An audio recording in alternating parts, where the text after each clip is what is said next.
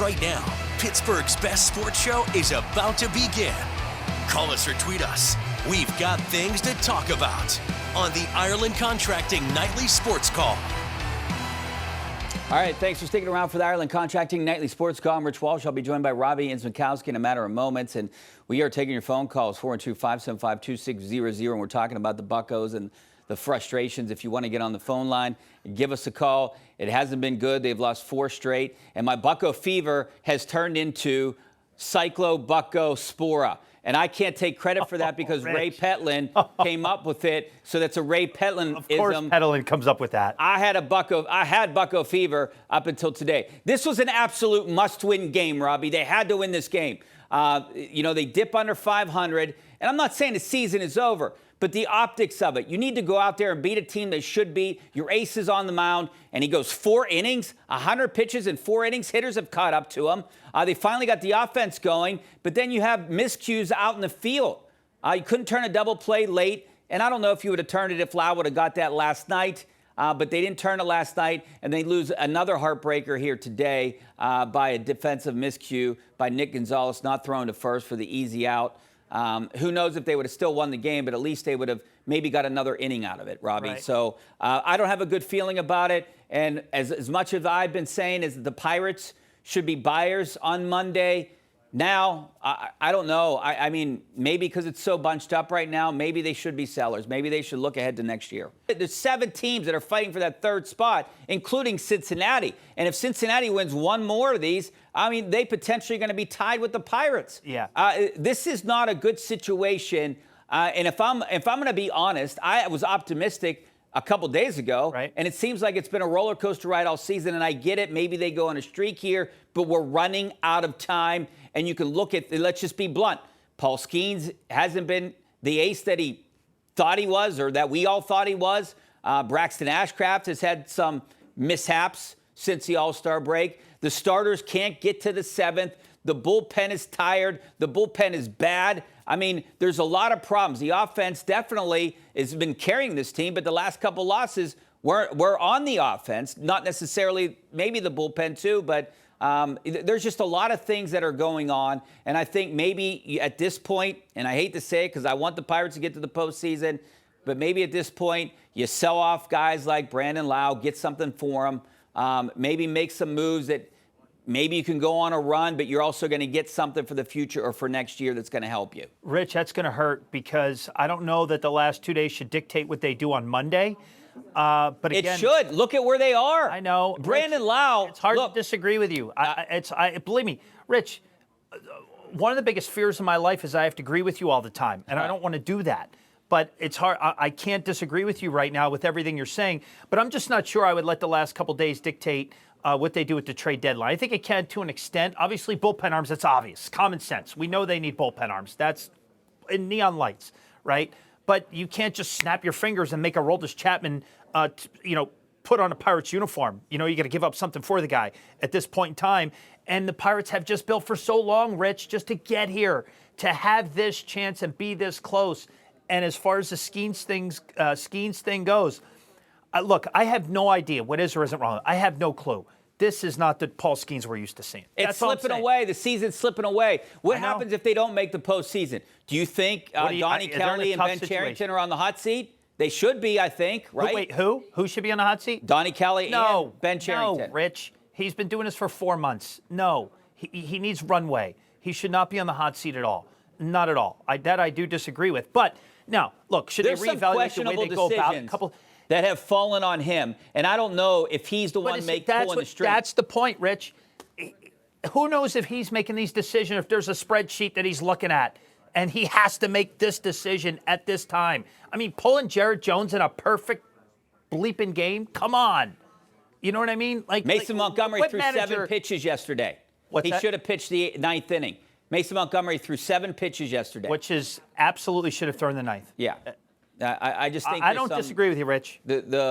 Yeah. I mean, we can all sit here and Monday morning quarterback. I don't want to see the guy lose his job. Like he said, he's only been on the job a total of about a year. It just takes time. And I think he's going to be a good manager. Was Jim Leland, Chuck Tanner, Clint Hurdle their first year? Look at Clint Hurdle's first year, 2010.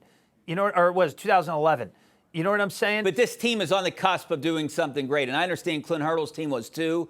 In 2011 and 12, you could see that they were getting good to 13. I felt like the Pirates were a playoff team this year. But now it seems like we're looking ahead towards next year because the pitching has let them down. Not the offense, it's the pitching. Robby, before we go to break, a pizza that they make the playoffs. Before we go to break, the Penn West University question of the night. Just scan that QR code on the right-hand corner of your screen. You still believe in Paul Skenes? 52% of our audience are saying yes right now. I still believe in him. I think that he needs to maybe take a break or something. Something has to happen. He has to get right because his velocity is down. His pitch count is up. Guys are catching up to him. They're fouling a lot of balls off. He just doesn't look like the same Paul Skenes as he did last year. He doesn't. He does not. All right, we got to take a break. Taking your phone calls next. Stay right there.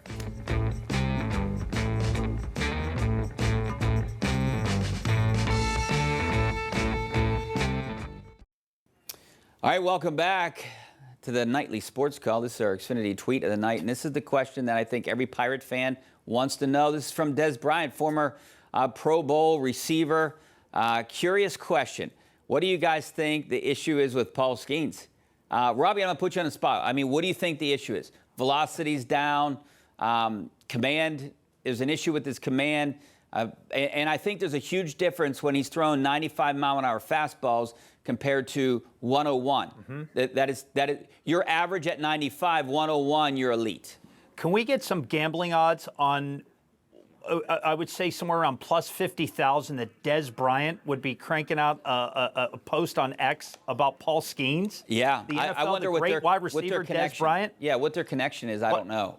But he's not. He didn't go to LSU. He's Oklahoma State, right? I believe he's Oklahoma State. I got to think about it. Dez Bryant did not go to LSU. He went to Oklahoma State. Yeah. So, but I can't believe Dez Bryant's tweeting about Paul Skenes. My night is made. All right. Rich, we talked about this. I don't want to keep repeating myself. Look at the track record of Paul Skenes. Look at the pure dominance that this guy has put out in 2024, right when he got the big leagues in May. What he did in 2025. And then this year started good. Obviously, the flubs on opening day, we know that. But after that, he had a good, 6-week run? I have to look at the game log, 6-7 weeks, where he was vintage Paul Skenes. And then something went south fast. I don't know what it is, but Paul Skenes, as hard as he works, as dedicated as he is, and as much as that guy is driven to win, what we're seeing is just not adding up. His ERA is 6.25 since the All-Star break. That's what I'm saying. There's no way this guy is firing on all cylinders like he normally is, and teams are just hitting him around. Yes, teams have tape. They can adjust. They've seen him. But it's his third year in the big leagues, for crying out loud. If they had enough tape to have any kind of success, normally they're on to guys, like video coaches and hitting coaches and players that study and dive into video. I saw it every day for 16 years when I was a Major League Baseball TV announcer, Rich. These guys are dedicated. They work extremely hard. And I've heard nothing but the most amazing things about Paul Skenes, how hard he works, how driven he is to win, how great a teammate he is, how much he cares, how much he demands greatness day in and day out, even on the days you are not pitching. So to see these results is just alarming without having any information. I want to be very clear. I have no clue. But I'm just telling you, something's not adding up. And you're right. He's throwing 95, Rich. Guys can kill these pitches at 95. 101, you're talking Jacob Mizorowski, who's throwing like 700-something pitches over 100. All right, let's go out to the phone lines. We got Chris out in Penn Hills. How you doing, Chris? Hey, Richie. Hey, Robby. I'd like to ask about Paul Skenes. How long do we have control of Paul Skenes? And I'd like to know if we could trade him, because I don't want to see this become like another Garrett Cole thing, and I don't like that. I was wondering your opinion. You have him until 29, so I figured they would do something in 28. Who knows what's going to happen in 27? There potentially could be a lockout or a strike, so we don't know. Three years of league minimum followed by 3 years of arbitration. You got 4, 5, 6, 7, and 8, then 9. he won Rookie of the Year, so you lose then he gets that year, exactly. Normally they would have him until 2030 had he not won Rookie of the Year, but he gets that first year credit of service time. As for trading him, I can't. There's no way you can do that right now, because you're drafting 1-1. You hit the jackpot with this guy. Find out what's wrong first. And no, you can't trade him. That's absurd. You can't trade. You got to fix him. I disagree. I disagree with the impact on trading. Garrett Cole was leaving no matter what, so you had to get something for him. Look, this guy's leaving no matter what, too, Robby. You got to. This guy's leaving no matter what, too. You got to trade him Not after the for 28 a couple of season. years, but this is You're the gonna window. have to trade him after the 28 Connor season. Griffin, 9-year contract. O'Neal Cruz still team control. Yeah. Paul Skenes team control. Keller has a couple more years left on his deal. Obviously, they traded Bednar, but they've made some moves. Obviously, O'Hearn's only a 2-year deal, and that's concerning with the quad issue or whatever. We don't know it's quad. We saw him holding it, but we don't know for sure. sure. We're just guessing. But yeah, there's no way you trade him. right. Absolutely not. Let's go out to Dave in the north side. How you doing, Dave? The Pirates need a left-hander starter. We never had one for 2 years. It's about time to get a left-hand starter. And I don't like our openers. I think they should quit having these openers. Well, the opener was to give these guys an extra day. You thought that would help Paul Skenes. Yeah. He just doesn't look like the same guy. I don't know what else to say. Right. And look, the Pirates are going to be tight-lipped about this if there's something wrong. I don't really buy the World Baseball Classic. After the season, we're going to find out. Yeah, I don't really buy the World Baseball Classic ramping up early. It's still Paul Skenes. The guy can still go out there and hit 102, right? His pitchers aren't doing that. I feel like hitters are starting to notice some things, and he found a lot of balls off. The fact that he has threw 100 pitches through 4 innings, a guy like him should be at 100 pitches in 7 innings at the bare minimum. No doubt. I mean, look at generally in baseball, if a guy can get through an inning in 15 pitches, that generally gets you 105 will get you 7 innings, and then you're talking about covering 2 innings in the bullpen. But this team, Rich, you're right. I don't know what. I don't know what could come internally from them, just in terms of internal improvement, what they can do. I'm not exactly sure. I'm not around that team anymore. Internal doesn't work, Robby. I mean, we've seen the internal. It's not. They've tried bringing guys up and down. Right, and you mentioned the World Baseball Classic, and that's valid, Rich. But, how many other pitchers pitched in the World Baseball Classic and didn't have an issue? Yeah, let's go out to Bob in Pittsburgh. How you doing, Bob? Bob, you there? I'm good. I'm here. How you doing? I'm doing all right. Yeah, that's good. I don't know why you always have Bucko fever every year. I mean, you know how this team is, dude. I know. You get excited. I want them to do well. Come on. I grew up a huge baseball fan and a huge Pirates fan. Okay, so you get excited because they haven't been good for so many years, and you want them to succeed. And then you have a good feeling about this year. They finally got an offense that can compete with the big boys, right? And they had the pitching staff, and you thought they added the right piece to the bullpen with Soto. You didn't think Dennis Santana would be the guy that he is. You thought you had enough. If Dennis Santana could be the closer, you had Soto as your 8th inning guy, and then you had the other guys that could fill in the gap. It didn't work out. But my fault with Ben Cherington. Maybe getting one more reliever in hindsight, but he should have made some kind of deal over the last month. They wouldn't be in this situation if you could try to get someone legit. Not like piecemealing it together with guys that you're taking off of a scrap heap. Yeah. I mean, Dennis Santana had a 2.19 last year. I mean, he tripled it, before he went completely south, the Yankee series. They had their plans. Soto, I mean, look, $7 million for a late inning reliever is a lot of money for this Pirates team. And it's so frustrating, Rich, to see this team work as hard as they worked, have the offense that they have this year, knowing that was their boogaboo last year. Yeah. To have this rotation this year, and only to see these leads dissipate late in games. All right, let's go out to Eric in New Mexico. How you doing, Eric? Hey, thanks for taking my call. Thanks for calling. Hey, It's light out there in New Mexico right now, right? It's 100 degrees. 100 degrees too, yeah. No humidity, though. No humidity. Hey, Richie, I'll tell you what. I'm on board with you. This game broke me. Yeah. The Buccos are going to be a background noise from here on out. I think. I hope not.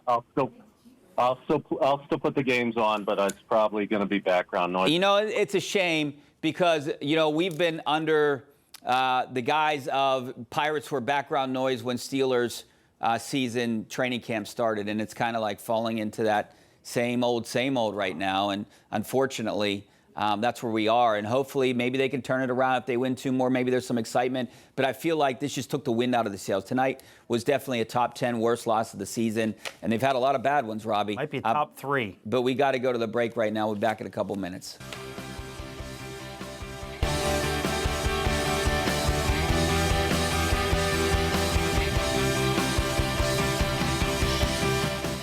All right, welcome back to Ireland Contracting Nightly Sports Coverage. Walsh, along with Robby, Incmikoski. And Robby, I'm gonna read you something on Twitter I just saw from Dan Zangrilli, the pre and post game show host on the radio for the Pirates. He said the ace didn't ace, far more questions than answers. For any of this to work, he has to. He looks like an out of shape, lumbering Yeti sucking wind on a hot day. He also went on to say he looks out of shape, he looks fatigued. The best word I can use as I watch him, especially on these hot days, is he's lumbering. He's overheating, like a St. Bernard out there marching around the mountain. I can't believe he said that. Oh, how do you feel, Dan Zangrilli? Yeah, John, let's go out to Jack from Chippewa real quick. Oh, he hung up. So we'll get to these calls tomorrow. Yeah. Though, but, I mean, that... Something doesn't look right, Rich. There's no doubt about it. When you have the announcers talking about this, definitely something's going on. Yeah. They got to do something. That's my guess. I don't know. We would only be speculating, but something is definitely not looking right, Rich. No question about it. All right. Well, thanks a lot, Robby. We'll see you back here Rich. tomorrow, and hopefully Thanks, we see you guys on KDKA News in just a couple minutes.